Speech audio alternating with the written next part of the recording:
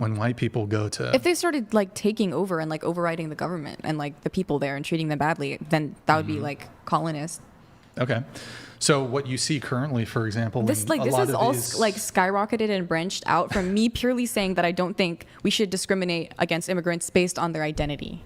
That's all I said. And then now it's like, it's gone way beyond that. Well, I'm responding to the super chat that mentioned the UK. And so, for example, London... The free speech thing? You said your dad's from... He's British. He's from... well, he works British. In London, but he's from a different part of the UK, yeah. So, I mean, my position is that... I don't know if you like this one. Is the British people have lost their capital. So... I don't keep up much with British politics, so you may have to clarify. As somebody who's traveled recently, I've been to Amsterdam, so forth. It's fun. I've seen these countries firsthand. Aren't they beautiful?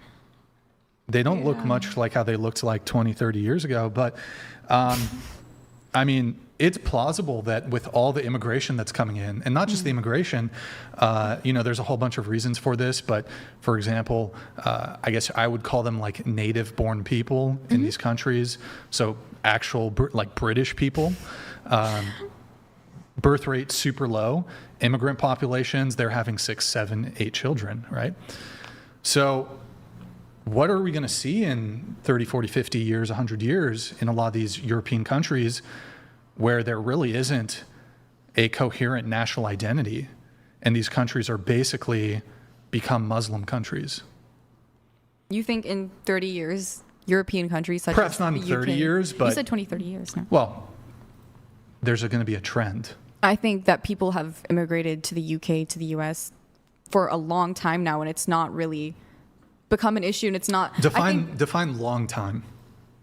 This is really a pretty recent thing starting in the 2000s. There was obviously immigration in the 70s, 80s, 90s, but for the vast majority of human history, Germany, France, England, Scandinavia, all these countries, they've been white countries. Now, you might say, Brian, this is a bit racist. I would point out... I'm not saying that. I would point out, though, that white people globally are a minority. So there are... Like statistically, like if we compare all the races... Like out of 8 billion people. Yes, out of 8 billion people, white people are a minority. Sure. There's more... Isn't in that, like, in that same sense, like, isn't every race kind of a minority? Because Chinese people, that's 1 billion out of 8 billion, so that's like the minority of people, right? Like, what's the logic in saying that?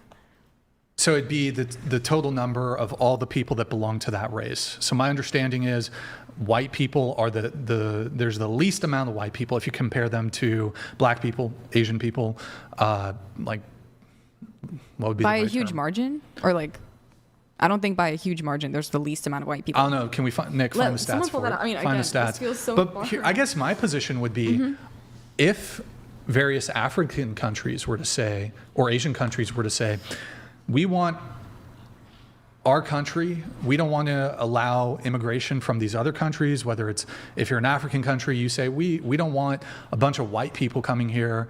I think that's fine. I don't see a problem there. Or if you're Japan and you're like, we don't want to let in these other immigrants. We want to remain Japanese to maintain our ethnicity. I don't actually see a problem with that. I actually think it would be racist if we said, as this global population, we had to imprint our views and dictate to the Japanese people how they ought to govern their country. I think that would be racist, and for us to say, right, you need to do away with the Japanese ethnicity and have this homogenous, fucking Wasian, Blasian, just fucking mix it up. And then the Japanese ethnicity is completely diluted. So I think your argument that I can see a little bit is like, okay, the ethnic national identity is still important to the country and should be preserved to some degree.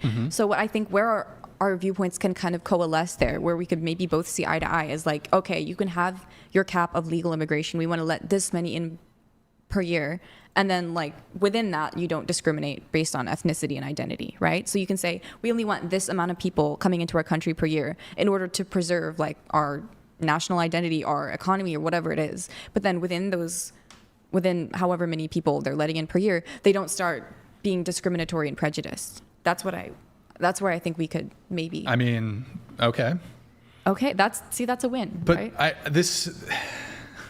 I'm trying to like get to a point where we can both agree on the something. United States there are valid issues and criticisms, of how society is, but like you go to almost any other country, and like the racism there is robust. Oh, totally, yeah. Like it sucks. insane. Like you think the U.S. is bad? Like I'm not. This isn't really. Did I ever say that I think the U.S. is the most racist country? Oh, heck yeah. There's certainly racism in the U.S., but I'm not trying to do like a racism Japanese Olympics. people, they're racist against other Asian groups. Indians are super racist to like Chinese people, black people. African countries, I have an Indian mother and a white father. What was it in Rwanda? Maybe that was more a little bit religion based with the whatever. Was it like the Sunni and the Shiite or whatever? I don't fucking know. Okay. I don't know. In any case, all countries have a lot of racism, and there's some with more than others, sure. But like, for example, like I think about Sweden, I think about Norway. I don't actually see the problem with them, and they've brought in a ton of immigrants, right? I don't actually see the problem with them saying, you know what, we want to maintain like our Scandinavian national identity and heritage. We don't want to bring in any more immigrants.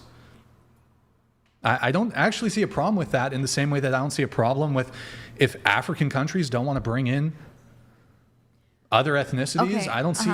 If you're completely, I don't see a problem with if you're it. completely capping immigration like that, that's one thing. But then if you're having a certain amount of immigration and you're like, again, you're picking and choosing and you're discriminating and you're being prejudiced, then that's where I take issue, right? And I think when you look at the U.S., which is not like ethnically like one single ethnicity, right? Then to suddenly be discriminatory has a lot different implications, because we are not just one ethnicity. Like, well, yeah, I think the Sweden or United Norway, States right, is a different. lot more diverse. The United historically. States, to quote Charlie Kirk, is a propositional nation. So it's not strictly just white people, right.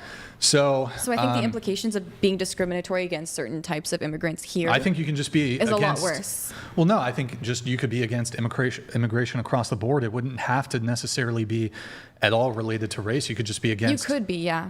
But I mean, I don't agree illegal with that stance immigration. either, for separate reasons. I think Sure. immigrants, they do bring a lot into the country when it is optimized. But that is a separate point, and that's not necessarily as white nationalist if you don't agree with immigration. Well, I could debate you on that, but I feel like I want to let these other girls have a chance to talk. We've talked